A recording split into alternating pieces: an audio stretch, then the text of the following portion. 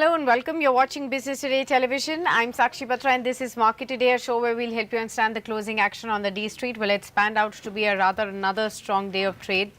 We have seen across the board rally coming in on most of the sectors contributing to the gains today. So we've carried on from the momentum of yesterday. This is the sixth day of gains that we are sitting on the markets today. 24,200 is what we saw in the morning trade. Slightly lower than that. We are 40 points higher even now at this point. The sectors that are rallying in trade today are realty, which is up by 2.5% odd now. FMCG consumer durables are coming back in a strong fashion to nearly 2% higher for the FMCG index, 1.5% for consumer durables. Mid and small caps are outperforming the benchmark indices at this point in time as well. 0.8% of a rally, 0.9% of a move is what we can spot on those spaces as well. Apart from this, you can see banks, financial services continuing to rally from yesterday as well.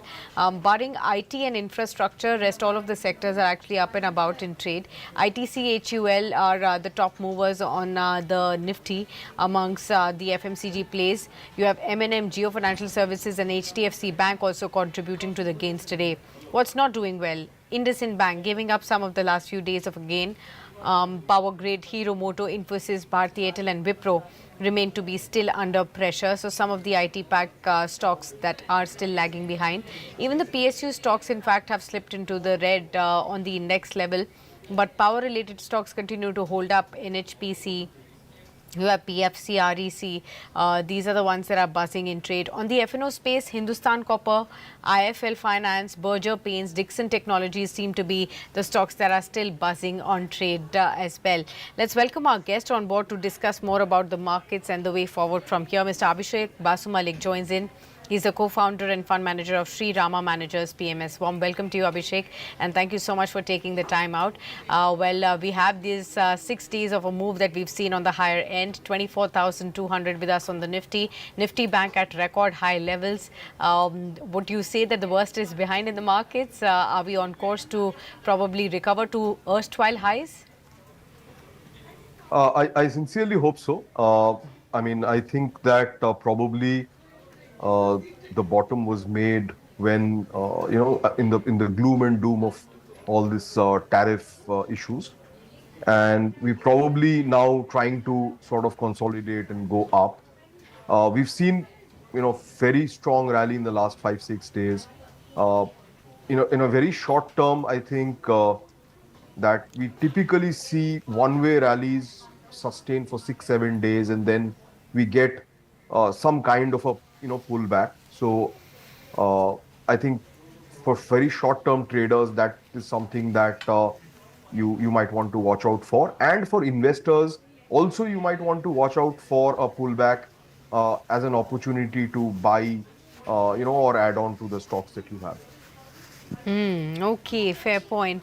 I have to begin by understanding your thought on gold as well. That's been the biggest talking point today. 1 lakh mark finally in, and we had been talking about how gold could be approaching this level. Most gold analysts believe that this has come in much faster than their own estimates as well of 1 lakh mark coming in. At this point in time, would you prefer gold as an investor at all-time high levels, or would you tilt towards equities which are still much lower than their all-time highs, sir? So I am always an equity person. Incidentally, today morning in my house, my wife was saying that, what are you doing with equities? You should invest in gold. Typically, these kinds of times are when it sort of tops out any asset class.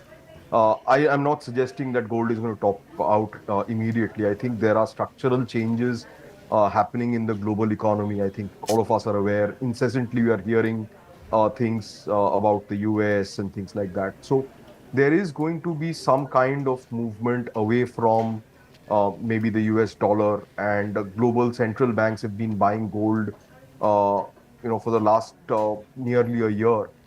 And increasingly, we are hearing of US retail beginning to buy gold.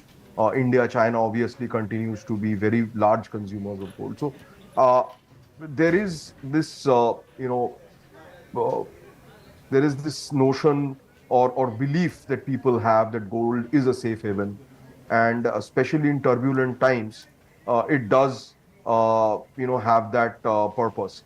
I mean, it does serve that purpose. So I don't think, it uh, it's very difficult to say in a commodity what will happen because there's no cash flow associated with it. So it's just pure, speculation and pure demand and supply which drives it. But I think right now, uh, you know, I would be hesitant to buy gold at this point in time as an investment. Let me put it this way. But people who have put in money in gold, I mean, I'm assuming that they are not putting it as a speculation that buying gold for a fairly long time. Fair point. You were right, and your wife was absolutely right when she said the same, because Uday Kotak also mentioned this morning in his tweet saying that the Indian housewives have actually beaten all fund managers, and they have turned out to be the smartest fund managers in the world with their investments in gold and the rally that we have seen unfold as well. So can't blame them, and we only have to, accept But our that's not defeat. going to be for long. Equity is always going to outperform any other asset class simply because you're investing in businesses, and over time, businesses will outperform everything else. It's the simple, nature of things. So short periods, gold, real estate, whatever else, other asset classes might do well, but over 5, 10, 15, 20-year periods, equities will always outperform. Equity will always outperform when you talk about 10, 15, 20 years perspective. So absolute long term, you have to look at equities as an asset class, versus gold. At this point, it'll be, you have to be a So little let me ask you a hesitant very and simple cautious. question. Do you Yes. know of any billionaire, anybody in the Forbes list, anywhere in the world, who's not a businessman? Right. I mean, you'll find maybe one or two who are artists, who may be, great sportsmen. But other than that, it is always going to be people who run businesses because that is where wealth is created. Absolutely, that's a good point to take and note at this point as well. So one has to really look at businesses, and businesses also create wealth, generational wealth, and grow over time. And that's how you create money, by investing in such businesses. We'll take that point from you, Abhishek. The other aspect that I wanted to discuss in the equities is now, where exactly should one really invest? What are the pockets of high growth that you're identifying in this fresh recovery that's taking place? First up, do you see that, us retesting that 26,277 in that two and a half hundred points odd or so? Where do you see outperformance? Uh, See, I mean, it is for sure that we will test the highs. Yeah. Whether we do it in the next 3 months, 6 months, 1 year, I don't know.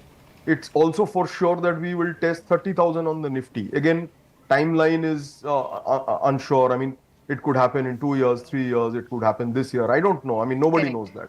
The Correct. point is that we are in an upward trajectory. Started investing when Nifty was less than 1,000. Today it is 23, 24,000. So, at some time we will cross it. Now, the point of where we should be investing, or where, are the pockets is, one is the earnings season are on. So, we need to continuously monitor businesses which are delivering growth, pockets where there is value, where and growth, right? So that's the areas that we continue to look at. I think structurally, India facing businesses look much better. So a lot of the infrastructure, engineering, manufacturing spaces look more interesting. Uh, Healthcare, financials. I think financials have been doing extremely well. They are the ones which are leading this rally. Uh, so again, with the inflation numbers that have come in, uh, we can expect maybe another 0.25, maybe 0.5% rate cut over the period of, I mean, 225 basis point rate cuts the remainder of the year. So, Yeah. uh, financials look interesting. So overall, if financials do well, then real estate and real estate housing companies can do well. So, so the point here is, once you have an economy which is kicking, right?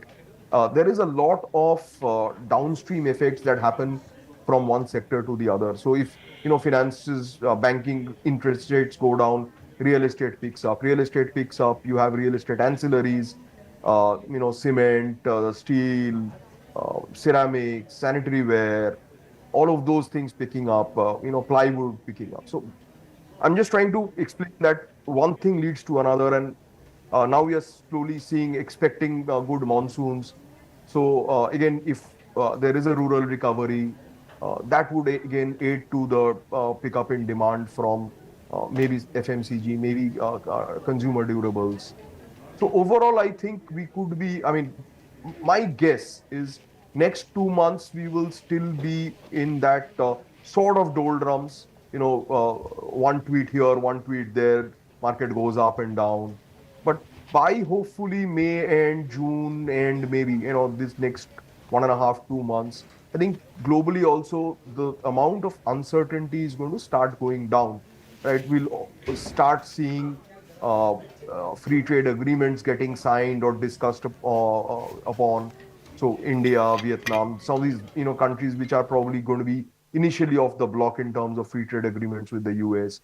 So all of those things will sort of start coming in, and there's going to be more or less some kind of stasis in terms of policy changes, right? So ultimately, what makes a difference is the rate of change. Why the last few months have been so hectic is the rate of change has been extremely high. One tweet, or 5 tweets a day is going to move markets, and that pace is going to go down. So my expectation is June, July onwards. I think we should start seeing significant up moves, or stabilization and up moves in the market. And the other thing is we're already starting to see some FII's money flowing back. So that is again something we need to keep track of. So if FII money starts flowing back, then we could actually see a more sustained rally uh, starting off sooner. Now, Mr. Basumalik, also wanted to get a sense. You did say banks, financials, you're looking at. I want to also understand from the LCR, Philip, also that they have just got recently. We can clearly see the central bank has more favorable stance towards banks and financials now vis-a-vis earlier at this point in time. Will it only benefit the large cap private sector banks? Do you think there will be a trickle-down impact even on, say, the PSU banks per se? So I don't see there's a difference between large PSUs versus large private banks. I Okay. think the large size, the SBIs, the PNBs, the Bank of Baroda of the world are very, very well placed in this next phase. So I don't sort of disregard, or I don't see them in a negative light. Let me put it this way. Okay, fair point. The other space that I want to discuss is IT with you. We have been talking about IT space for a long time, and now we are amidst these earnings. We've seen TCS Infi come out with the numbers, Wipro too. HCL Tech will come out today as well. So far, what have you made of the earnings, and what's your approach on the IT pack particularly? So I think IT, as expected, has not come out with good numbers. I don't expect them to deliver good numbers in the near future. I think there's going to be a significant amount of pressure uh, for most of these IT services companies, especially because US economy is not doing well. That is the bulk of the business for most of these companies. Once Europe picks up, maybe some of these specific players who are strong on the Europe side might start doing well. But expect a fair amount of pressure. I think also uh, the open point here with the IT services is how AI is going to impact them. There is a lot of productivity gains to be made in AI. So, uh, and the nature of the client and the nature of business in IT services is that the clients today are extremely aware of what is happening, what is it that they can get out of these IT vendors. So they will, squeeze these players to the last penny.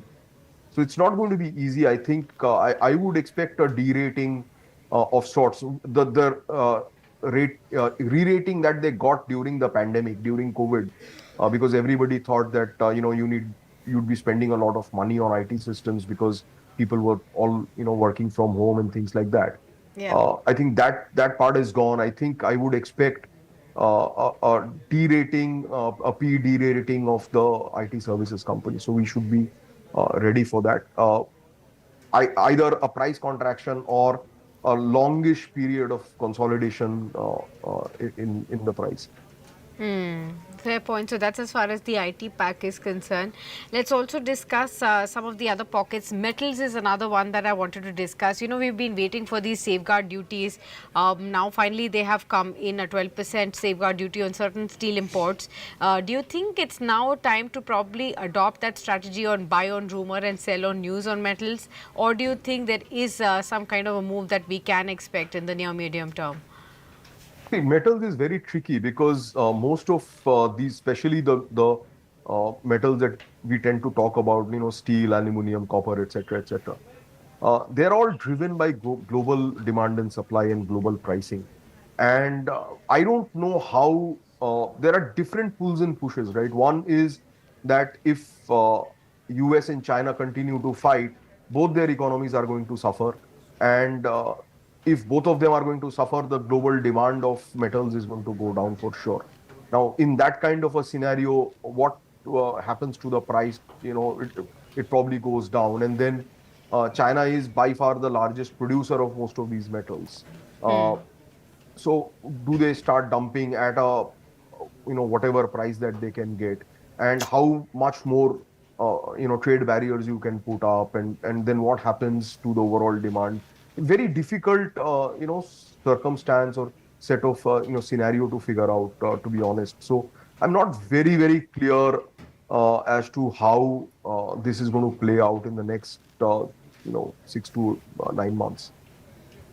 So in a nutshell, I would typically want to stay away from these. Okay, we want to stay away from metals. What else apart from metals is what you will continue to stay away from, sir? I think metals, IT, like we already discussed, these are two very clear areas. I think to an extent, large FMCG, although some Okay. of them are doing well today, I think large Yes. FMCG, the great halo days of them, theirs is over. I think now people with incremental savings, they go in for more, their demand basket has changed. So people, instead of buying a better soap, is probably going and buying something else, maybe a mobile phone or a mobile recharge or something like that. So that's something, the pattern has changed. And uh, the the people that they were selling to, toothpaste and whatnot, shampoo, soaps, etc., that segment is more or less saturated. I mean, you will not uh, buy two toothpaste instead of one, or you will not uh, you not buy more quantity or more valuable ones just because you've got a pay rise, right? I mean, or Yeah. your tax is less. So there is a natural ceiling to what you can consume for FMCG, and I think mostly that has been achieved in India.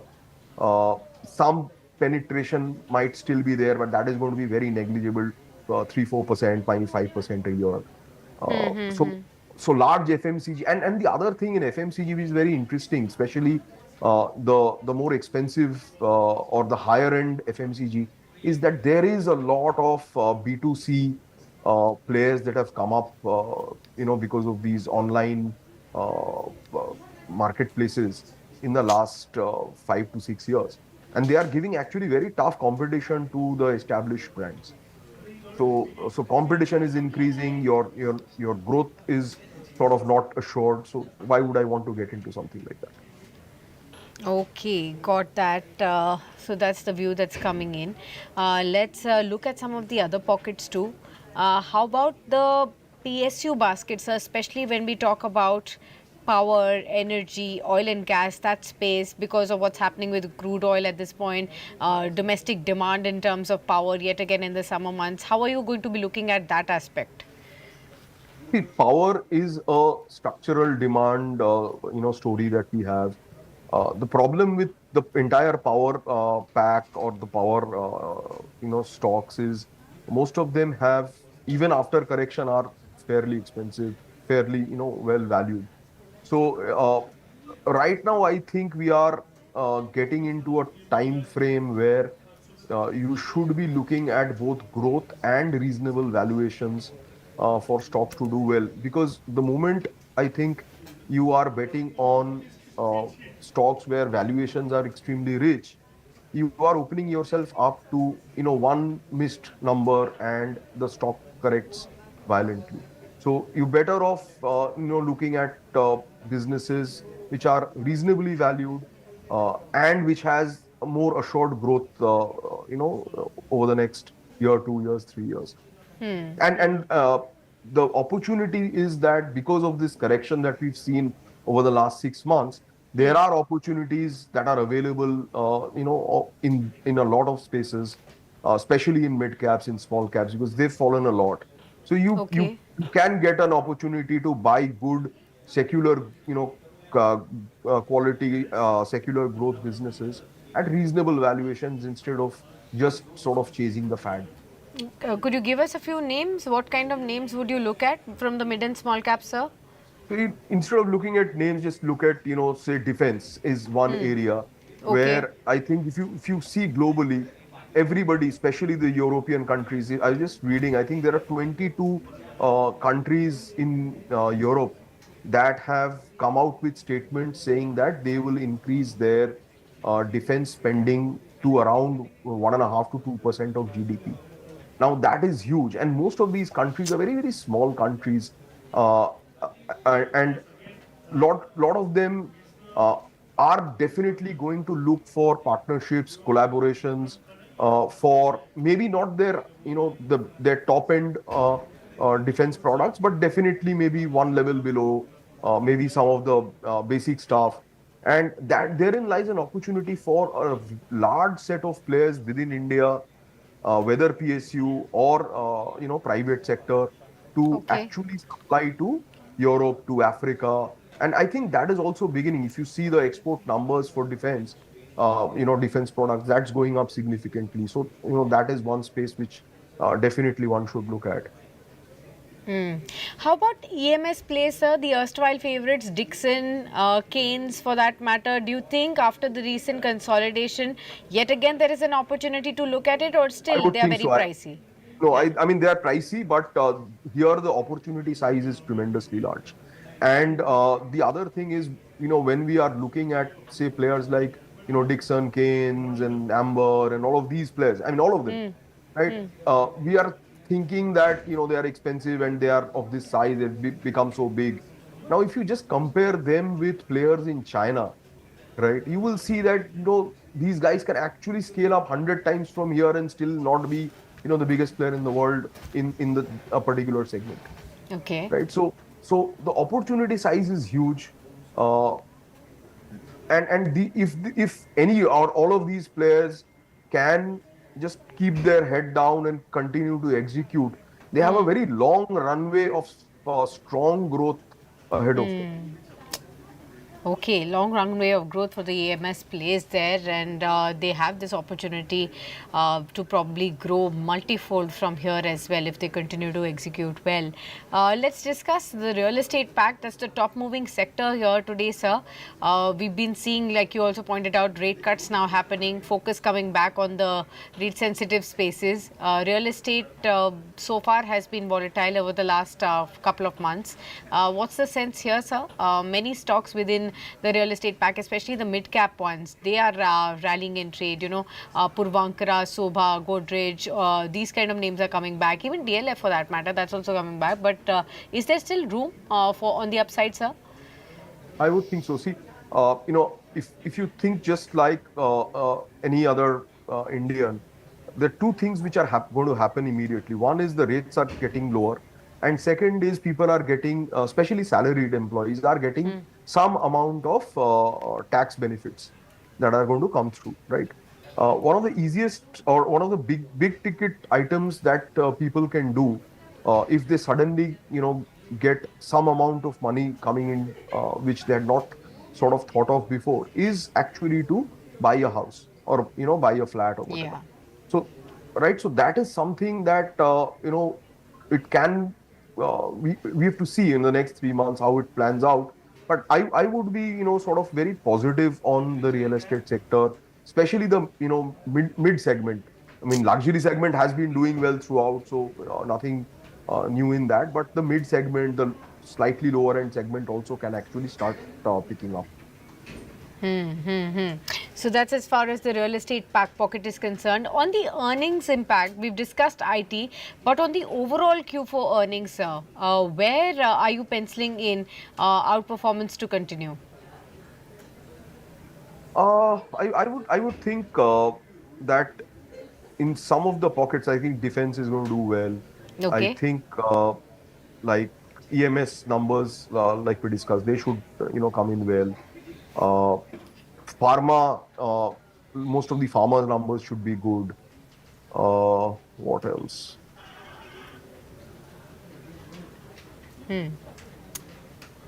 Also wanted to get a sense, so those are the pockets that you expect earnings wise to continue to do well.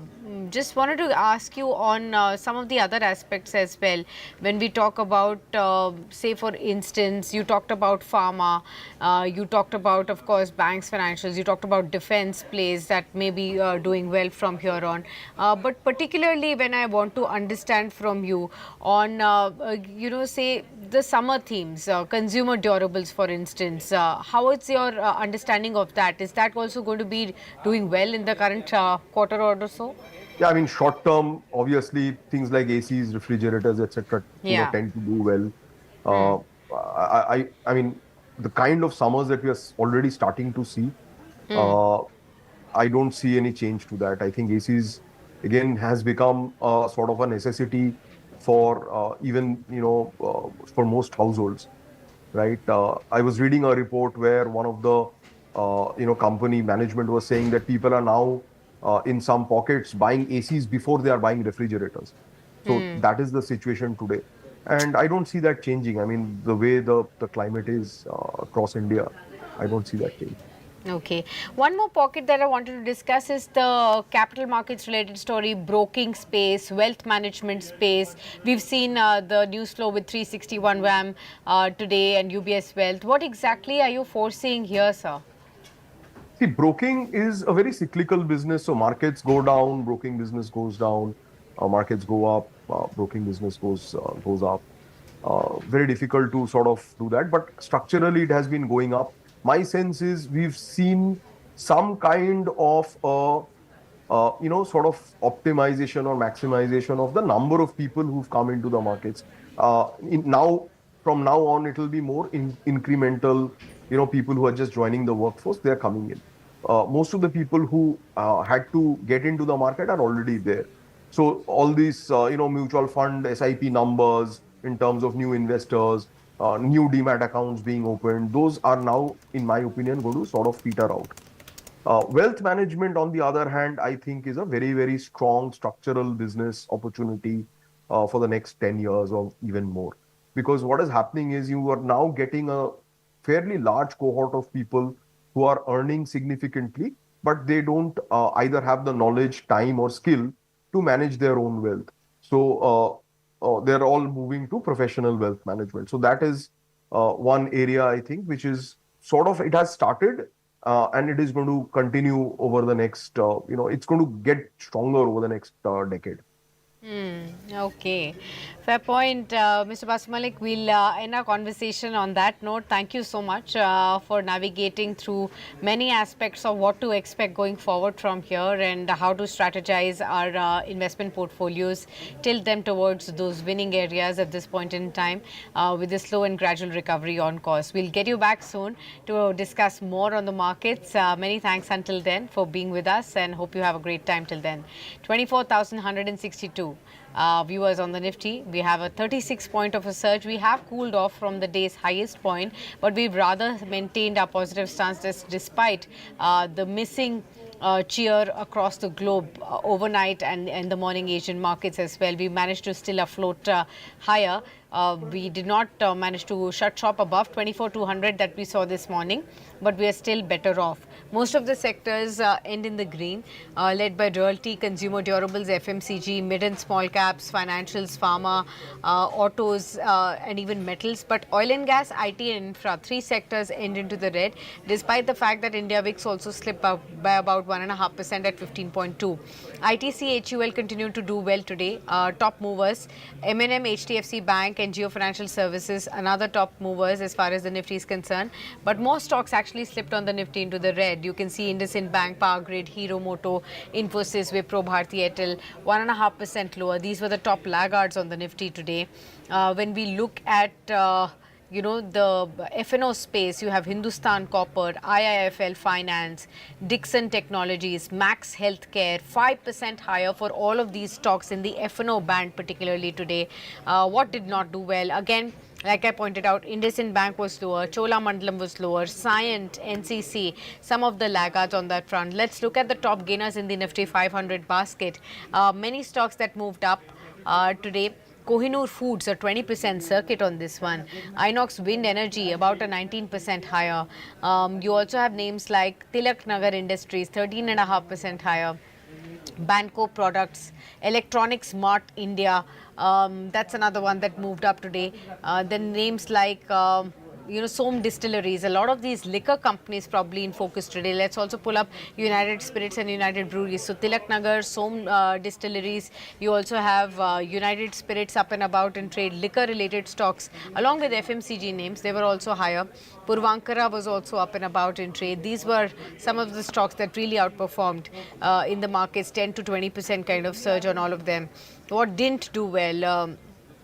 In the broadest index, GNA Axles, Acme FinTrade, then names like Cholamandalam Investment declined, Sangvi Movers declined in trade, Premier Limited, Landmark Property, Akshopti Fiber declined in trade, Gensol Engineering continued its downward slide, Shanti Overseas India, Texmo Pipes, these were the pockets that didn't do well in trade.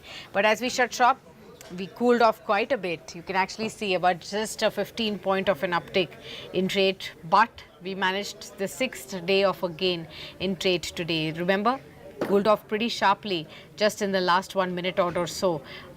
Profits being booked there in anticipation of we do not know what will happen overnight in the US markets probably. And 6 days of gain. Remember that, consecutively, for 6 days we've been up. There could be some cool off now, but 24,167 on the show as the closing level on the Nifty. We'll leave you at that, but do stay tuned as Beyond the Market Hours also coverage continues on Business Today Television from the world of business and economics.